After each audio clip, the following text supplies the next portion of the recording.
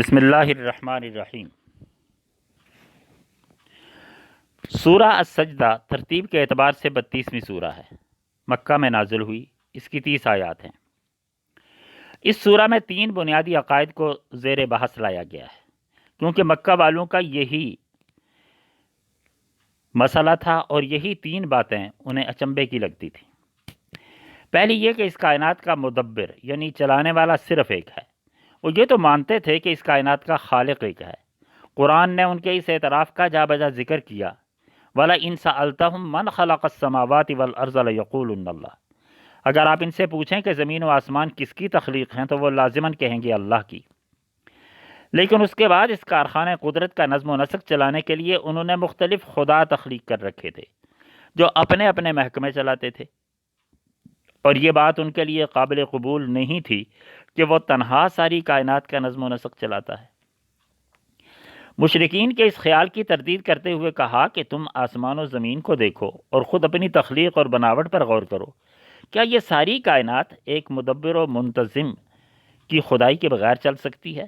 اگر اپنی تخلیق پر غور کرو تو کیا کوئی انسان ایک سے زائد دماغ لے کر زندگی گزار سکتا ہے؟ انسانی دماغ کی وحدت ہی انسان کے تمام افعال، افکار، حرکات اور عمل میں یگانگت اور ہم آہنگی کا باعث ہے۔ اسی طرح خالق و مدبر کی وحدت ہی اس کائنات میں ہم آہنگی پیدا کرتی ہے۔ سورہ کے شروع میں ہی بتایا کہ اللہ تعالیٰ نظام کائنات میں فوری مداخلت نہیں کرتا۔ اگر اس نے یہ طے کیا ہے کہ جو کوئی اس کے رسولوں کو جھٹلائے گا اور وہ اسے سزا دے گا، تو ایسا نہیں ہوتا کہ جو کوئی جھٹلائے اس پر فوراً پتھر برسنے لگ جائیں، بلکہ اس کے ہاں وقت کے مختلف نظام الاوقات ہیں۔ زمین کا دن جو 24 گھنٹے کا ہے، ان ایام سے مختلف پیمائش کا ہے جو دیگر امور کے لیے متعین ہے۔ مثلا تدبیر امر کے لیے اس نے جو مدت مقرر کی ہے اس میں ایک دن دنیا کے 1000 سال کے برابر ہے۔ اسی بنا پر بعض مفسرین کی رائے یہ ہے کہ 1000 سال مکمل ہونے کے بعد اسلامی تاریخ نے کروٹ لی ہے اور اب مسلمانوں کے حالات مختلف نہج پر چل رہے ہیں۔ دوسری بات جو مشرکین کو عجیب لگتی تھی وہ یہ تھی کہ جب ہم مر کر مٹی ہو جائیں گے تو دوبارہ کیسے اٹھائے جائیں گے؟ آیت نمبر 7 سے ان کے اس شبہ کا جواب دیا کہ کیا تم پہلے مٹی نہیں تھے؟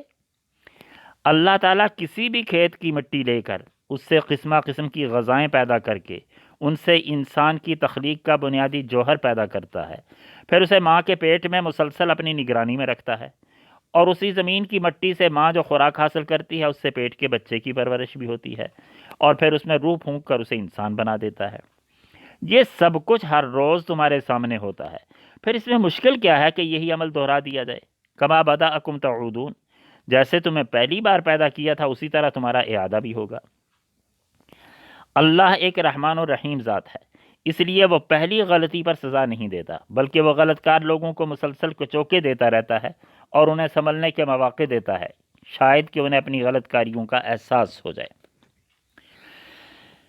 تیسری الجھن مکے والوں کو رسول اللہ صلی اللہ علیہ وسلم کے دعوی نبوت کے بارے میں تھی۔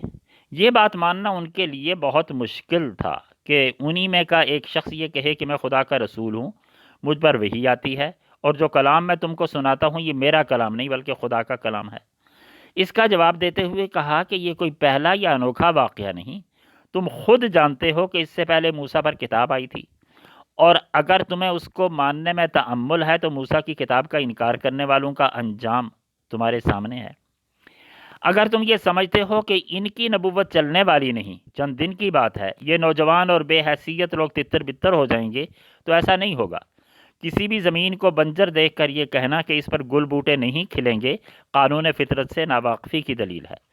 سورہ کے آخر میں رسول اللہ صلی اللہ علیہ وسلم کو تسلی دی گئی کہ اگر لوگ پوچھتے ہیں کہ آپ کو کب فتح نصیب ہوگی تو انہیں بتا دیں کہ وہ وقت بہت قریب ہے، لیکن اس روز تمہارا افسوس تمہیں کام دے گا نہ تمہارا ایمان۔ وآخر دعوانا ان الحمد للہ رب العالمین۔